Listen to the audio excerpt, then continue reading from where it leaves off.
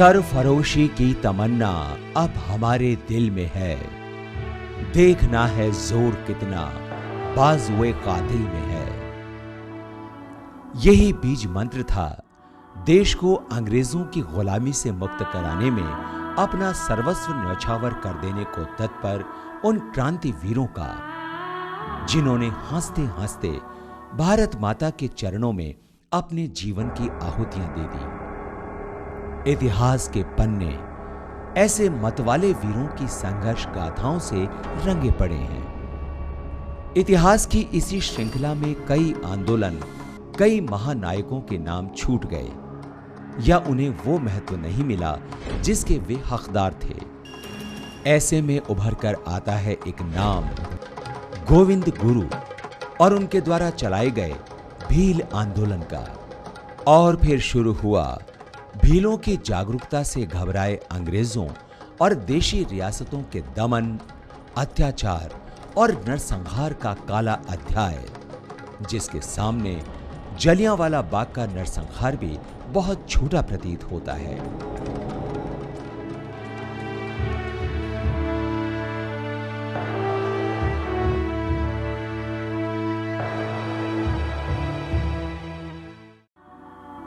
गोविंद गुरु का जन्म राजस्थान के डूंगरपुर जिले के बासिया गांव में संवत 1915 की मार्गशीर्ष शुक्ल पूर्णिमा को हुआ था। गांव के पुजारी ने प्रारंभ में ही बालक गोविंद के लिए भविष्यवाणी कर दी थी कि यह आगे चलकर महापुरुष बनेगा। अभावों में जीवन व्यतीत करने वाले बंजारा समुदाय के गोविंद के माता पिता को ऐसे भविष्यवाणी के सत्य होने में तनिक भी विश्वास न हुआ। शिक्षा दीक्षा से वंचित बालक बड़ा होने लगा। पहाड़ी जीवन व्यतीत कर रहे आदिवासियों की दुर्दशा और गरीबी में जकड़े जीवन को देखकर बालक का मन दुखी होने लगा। किशोरावस्था तक आते आते बालक के मन में समाज के लिए समर्पण और जिम्मेदारी के भाव अंकुरित होने लगे। समाज में व्याप्त कुरीतियों और अंधविश्वास में जकड़े भीलों का जीवन कैसे बदले, यही चिंतन उन्हें सताने लगा।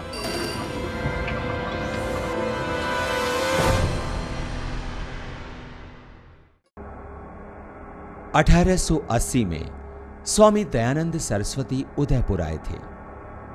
गोविंद उनकी ख्याति और सामाजिक आंदोलन के बारे में सुन चुका था।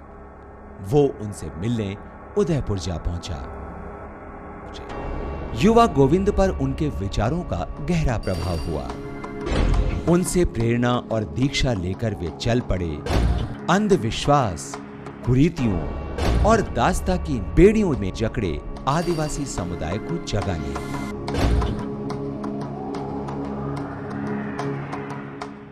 गोविंद गुरु गांव-गांव जाकर भीलों को समझाने लगे। साथियों, माताओं, बहनों, ये मानव जीवन ईश्वर की सौगात है। इसे मदिरा या नशीले पदार्थों का सेवन कर बर्बाद मत करो। नशा जहर है, पूरे समाज के लिए, पूरी मानवता के लिए। मेहनत से जी न चुराओ। आलस्य और प्रमाद में जीवन गुजार देना उचित नहीं। बहुत हो गया। उठो, कर्मशील बनो। पशु और मनुष्य में यही तो अंतर है।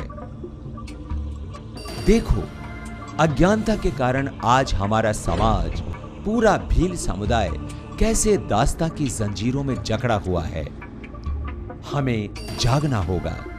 बच्चों को शिक्षा देनी होगी। संगठित हो जाओ और स्वाभिमान से जीना सीखो। अंग्रेजों और राजा रजवाड़ों ने पूरे समाज की दशा बंधुआ मजदूरों के समान कर रखी है। तय कर लो, आज से कोई बेगार नहीं देगा। याद रखो, जब तक हम संगठित नहीं होंगे, शोषण की चक्की में पिसते रहेंगे। हमें हमारी समस्याओं का निपटारा अपनी पंचायतों में ही करना होगा।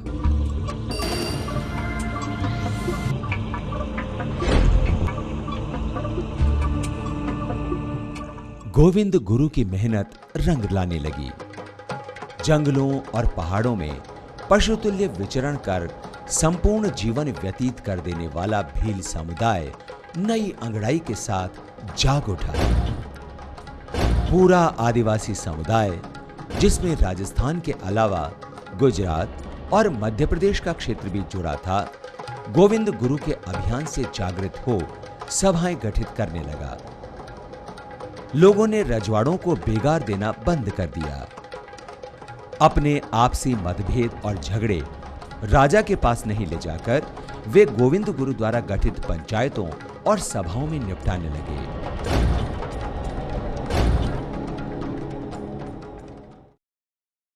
गोविंद गुरु ने अपने इस भील जागरण आंदोलन का केंद्र मानगढ़ की पहाड़ी को बनाया।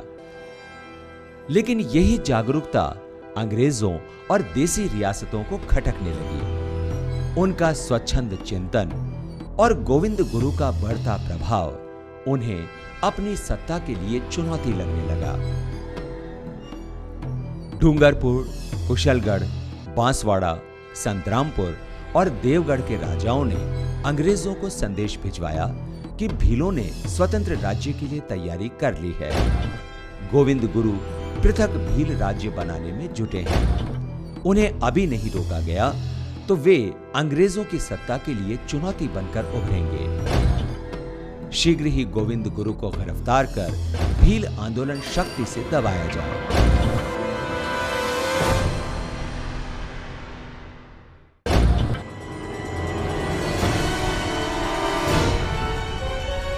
अंग्रेजों ने तुरंत खैरवाड़ा, अहमदाबाद, बड़ौदा और गोधरा से सेना बुला ली और कर्नल शेरडन के नेतृत्व में फौजें गोविंद गुरु की कार्यस्थली मानगढ़ की पहाड़ी की ओर कूच कर गईं। 7 दिसंबर 1908 मार्गशीर्ष मास की पूर्णिमा के अवसर पर मानगढ़ की पहाड़ी पर भीलों का वार्षिक अधिवेशन चल रहा था। लाखों की तादाद में भील इस सालाना मेले में एकत्र थे। जगह जगह हवन कुंड में आहुतियां दी जा रही थी। भजन, गीत और नृत्य में भील झूम रहे थे। दूर दूर से आए आदिवासी अपने पथ प्रेरक और सामाजिक चेतना की अलख जगाने वाले संत गोविंद गुरु के दर्शन कर उन्हें हृदय से धन्यवाद दे रहे थे। उसे तनिक भी आभास नहीं था कि उनका यूं खुली हवा में सांस लेना और वैचारिक जागृति उनके लिए मौत बनकर पूरी पहाड़ी को घेर नजदीक आती जा रही थी। देखते देखते पूरी पहाड़ी को कर्नल शेरडन की सेना ने घेर लिया। भील कुछ समझ पाते इससे पहले ही कर्नल ने गोली चलाने का आदेश दे दिया।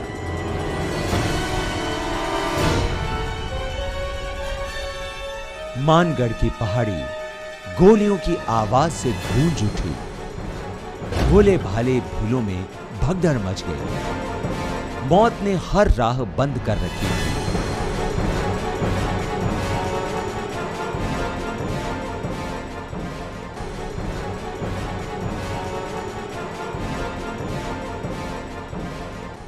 पहाड़ी पर शवों के ढेर लगने लगे। मौत का तांडव होने लगा। निर्दोषों के चीत्कार से पहाड़ी ही नहीं, पूरी मानवता सिसक उठी। गोलीबारी रोकने के लिए गोविंद गुरु चीखते रहे, लेकिन उनकी आवाज अंग्रेजों की आत्मा को जगा न सकी। पूरी पहाड़ी रक्त रंजित हो खून की धाराएं बहने लगी। देखते देखते 1500 भील आजादी की बलिवेदी पर शहीद हो गए।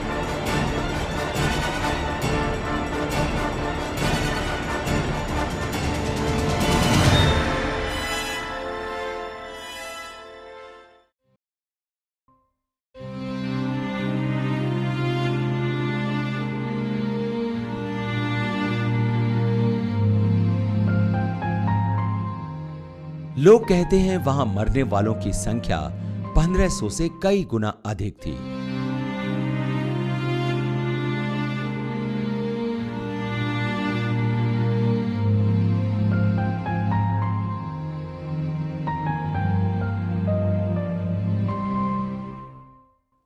1857 से 1947 के बीच चले स्वतंत्रता संग्राम के संघर्ष के दौरान अंग्रेजों द्वारा किया गया यह सबसे बड़ा नरसंहार था।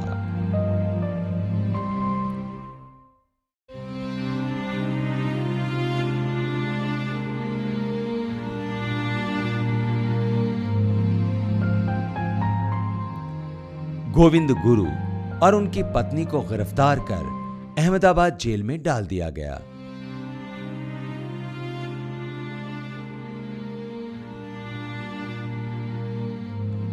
मुकदमे की खानापूर्ति कर उन्हें फांसी की सजा सुनाई गई, लेकिन जन विद्रोह की आशंका को देखते अंग्रेज उन्हें फांसी न दे सके।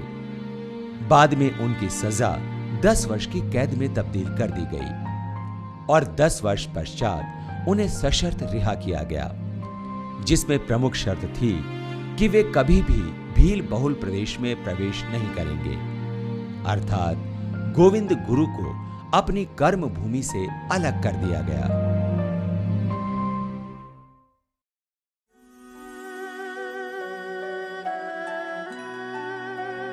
1908 के भील आंदोलन के नाम से चर्चित इस आंदोलन को अंग्रेजों ने भले ही निर्ममता से कुचल दिया, लेकिन उन अनाम भील शहीदों के द्वारा दी गई कुर्बानियां व्यर्थ नहीं गईं। आजादी के हवन में दी गई आहुतियां चिंगारियों से लपटों में बदलकर 15 अगस्त 1947 आते आते पूरी अंग्रेज हुकूमत को लील गईं। स्वतंत्र भारत की जो भव्य इमारत आज हम देख रहे हैं, वो भील आंदोलन जैसे संघर्षों में दी गई कुर्बानियों की नींव पर खड़ी है। उन सभी अनाम शहीदों को हमारा शत शत नमन, शत शत नमन, शत शत नमन।